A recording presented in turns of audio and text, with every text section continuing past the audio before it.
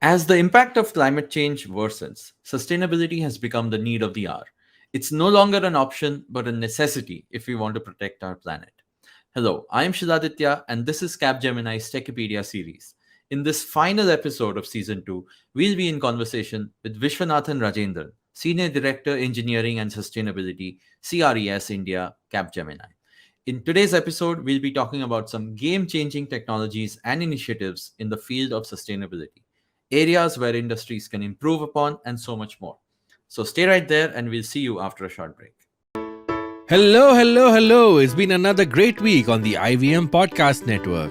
We have a special announcement introducing Club Paisa Vaisa, where you get episodes of Paisa Vaisa 3 days before release, bonus and ad-free content, and access to the full show archive. So get your yearly membership today for only Rs 699. Log on to club.ivmpodcast.com/Paisa Vaisa. On Cyrus Says, Cyrus talked to actor and ad film director Gajraj Rao. They talk about his recent film Thai Massage, his first break in movies with Bandit Queen, and his love for the show Cyrus Says. On Explain Like I'm 10, Meghnad asked the question, are Indian drugs safe? To co-authors of the book The Truth Pill, Dinesh S. Thakur and Prashant Reddy. New episodes are out on the All About Now feed every Friday. On Pop Rap, Antariksh and Snehil review Shah Rukh Khan, Deepika Padukone and John Abraham starrer Pathaan. New episodes of Pop Rap are out every Friday on the IVM Pop feed. And on Just a Filmy Game Show, Antariksh hosts stand-up comedians Rohan Joshi and Sahil Shah. Tune into this episode to know who won the game. New episodes are out on the IVM Pop feed every Saturday. And once again, don't forget to visit our merch store on ivmpodcasts.com. We have some exciting stuff for you over there. Please check it out. Follow us on social media. We are IVM Podcasts on Twitter, Facebook, Instagram, and LinkedIn. If you like our shows, please spread the word, tell your friends about it, and don't forget to rate and review us wherever you're listening.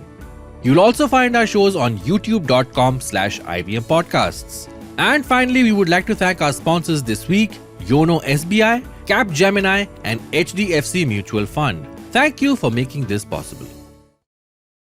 Hi, Vishwanathan. Welcome to Capgemini's Techipedia series. How are you doing? Hello, Shiladitya. I'm doing fine. How are you? Doing fine as well. And, thank you for taking the time to be on our show. We have a very interesting topic today. And, I'm really looking forward to the conversation. I think as part of this series, we've had a lot of speakers, a lot of guests from Capgemini talk us through, all sorts of new things when it comes to, let's say, technology, when it comes to the new age of, what is coming and being already there in our world around us. But today's topic, I think, is also super important in the context of any, I would say, future technologies in the context of whatever we as, technicians or we as innovators are building throughout in the world. We have to be conscious of, I believe, what we are calling, sustainability as part of innovation. So I'd love to hear, from you about how we are going about this. And if I say, we've all heard that sort of sustainability is sort of the need of the hour globally, right? Yes. So what is your view on this? You've been a specialist in this domain. When it comes to, let's say, Indian industries, right? The kind of companies we all see around us and you, of course, work with.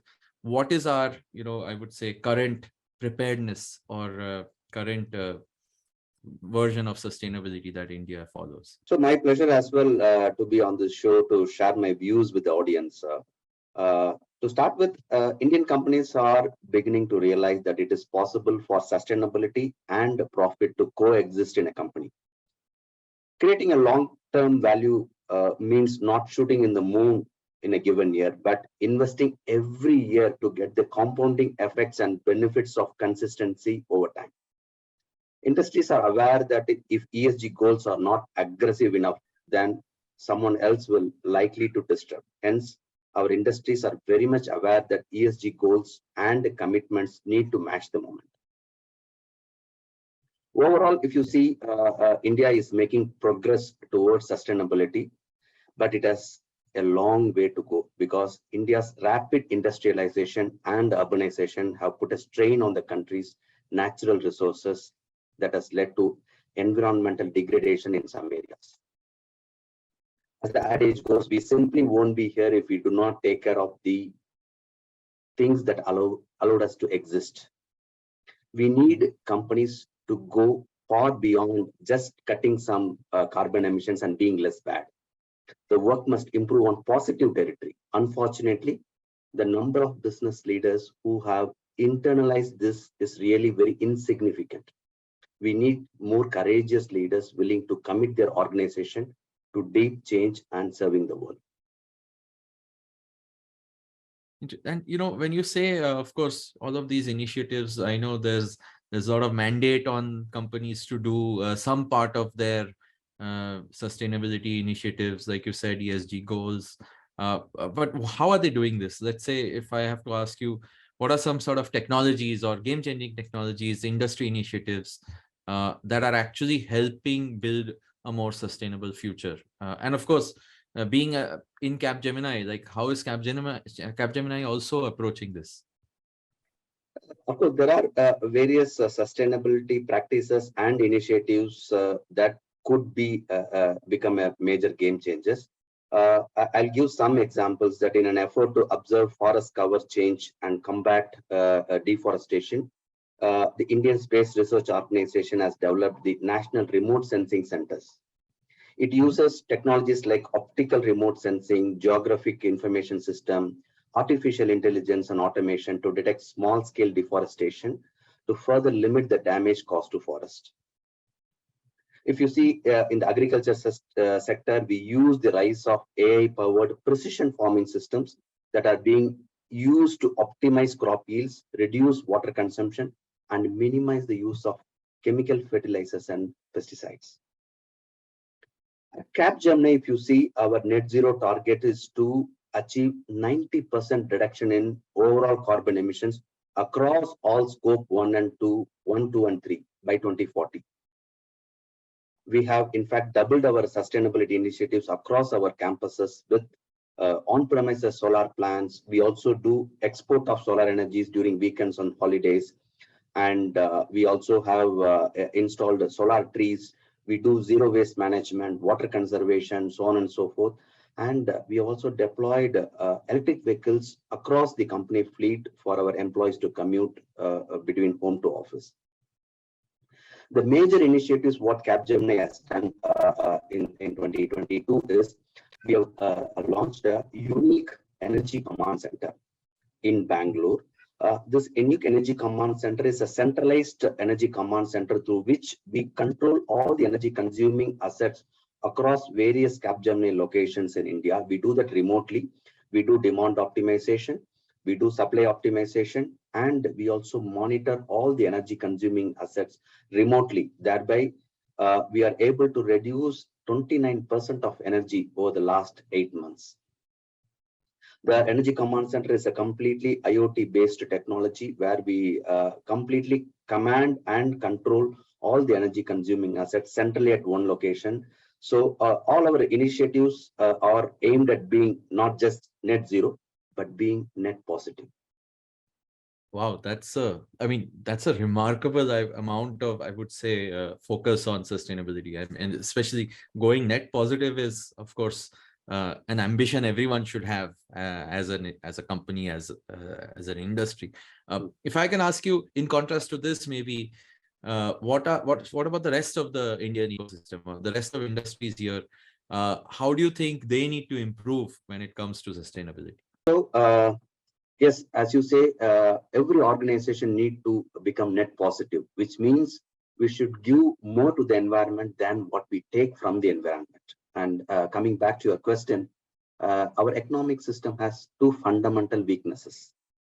It's based on unlimited growth on a finite environment, and it benefits only a small number of people and not everyone.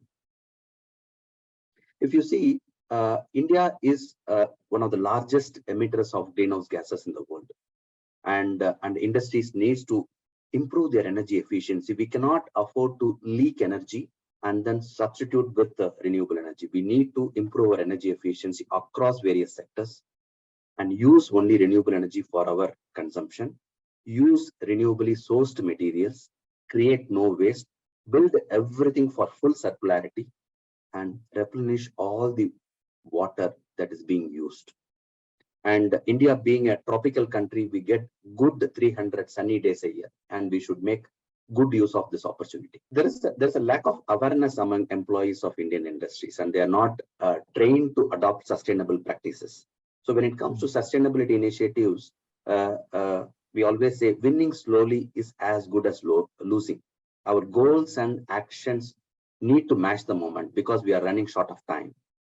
And many industries in India are not aware of the environmental and social impacts of their suppliers, especially when it comes to source 3 emissions, and are not taking steps to ensure that their supply chain is also sustainable.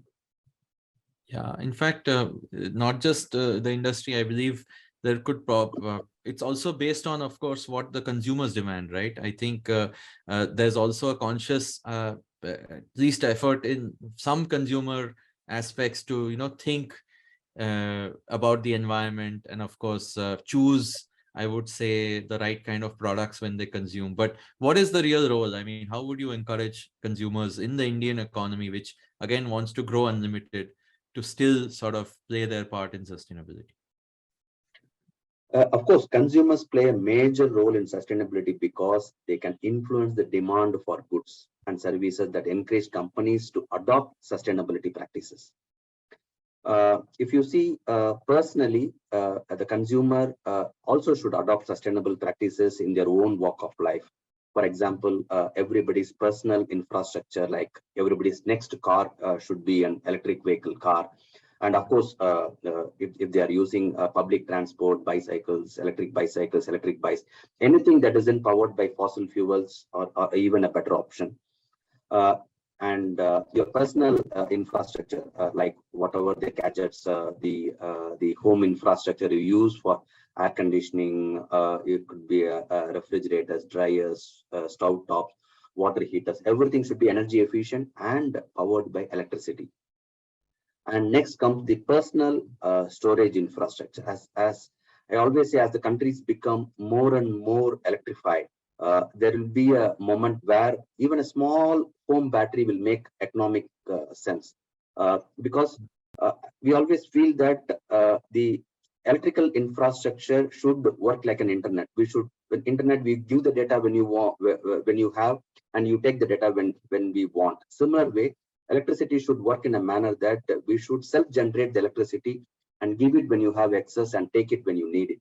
So everybody should participate in this in the storage infrastructure to create their own electricity, which is obviously free from the sun, and also support clean energy infrastructure across your community, schools, neighborhoods, and bring in more solar energy into the energy mix.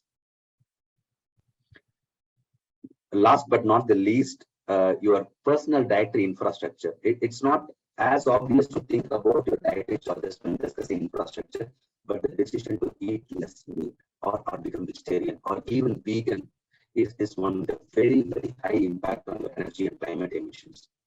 While I'm not discussing here about the strict vegetarianism, is not necessary, but a decision to shape your diet in line with a hot and crowded planet, which will always have a positive impact on you as well as on the environment. So, when people are considering all of these issues, like initiatives that they have to take, so much change they have to bring in, and industry is of course doing their part in making their businesses and manufacturing processes and everything sustainable. What do you think are what will be a trend coming up in the future, or probably already happening, that will actually help sort of increase the goal of achieving sustainability? Because again, like we said earlier, I think time is also finite. With every coming year or month, the planet is suffering. So what are some of these trends you can speculate on that we expect in the future? See, with the rising energy prices, the increasing frequency of grid outages, and the requirement to decarbonize have made the energy challenges relevant and universal to all. So what I feel that there will be a new trend to this will be microgrids. Microgrids will emerge as a key enabler in the pursuit of decarbonized environment and a more sustainable energy future. And of course, the rise of EVs will positively impact sustainability when it comes to the future. In fact, on an average, an EV produces almost half of a conventional vehicle's carbon emission over its lifetime. So from a sustainability perspective, EV is easily a better choice. And a circular economy is a model of production and consumption that is slowly increasing and can help boost sustainability. This model focuses on reusing, resharing, and remanufacturing existing materials and products for as long as possible. You know that the planet with all its ecosystems is the biggest stakeholder of all. It can't speak, but it can communicate. Today's extreme weather event is a warning of what is to come in the future. Humans and the ecosystems we rely on require a stable climate similar to the one which evolved and flourished. If you see, until 100 years ago, we always lived in a world where the atmospheric CO2 levels were 300 ppm. Therefore, we know 300 ppm is safe for humanity. Today's CO2 levels are at 421 ppm and rising 2.5 ppm every year.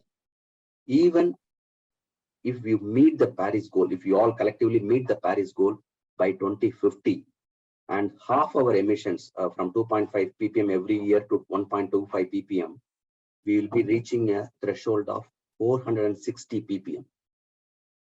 460 ppm by end of 2050, which will be 50% higher than what the humans have ever survived. This reality sets the stage for the rest of our climate project, which is called climate restoration. In technical terms, if you see, the climate restoration means reducing the atmospheric carbon dioxide levels from 421 ppm today to less than 300 ppm, which means we need to remove almost 50% of the CO2 levels from the atmosphere, which we have pumped into the air, which otherwise would remain in the atmosphere beyond our lifetime. Therefore, to meet the goal of climate restoration, we need to scale up carbon removal technologies, which can operate full tilt to remove 50 gigatons of carbon for the next 20 years. Carbon removal technologies, either through natural ecosystems or by mechanical means, will be a very, very important trend that will impact our future positively. Wow. So there's so much to do. And of course, so much already being done. Viswanathan, I mean, it was really enlightening to hear all of these things that are happening around us, the initiatives taken by businesses. And of course, we as consumers can do ourselves towards this goal of sustainability, which truly is, of course, the need of the hour. Thank you so much for sharing your inputs, your insights with us today. And of course, I had a great time, as always, speaking with you and hearing from everyone on Capgemini in this Techipedia series as well. Thank you so much once again. And I look forward to continuing to play our part in sustainability, all of us. Thank you so much, Shiladitya. It's my pleasure sharing my views with the audience. Thank you. Episode marks the last episode of season 2 of Capgemini's Techipedia series. It's been such an exciting journey, from talking about the healthcare industry all the way to discussing sustainability and the environment. I've had a really fun time speaking with all of these specialists from Capgemini, and thank you for tuning into the show. We hope you enjoyed listening to it as much as we enjoyed making it. Follow at Capgemini India to keep up with all that's happening in the company's amazing ventures. For the last time, I'm your host, Shiladitya, signing off.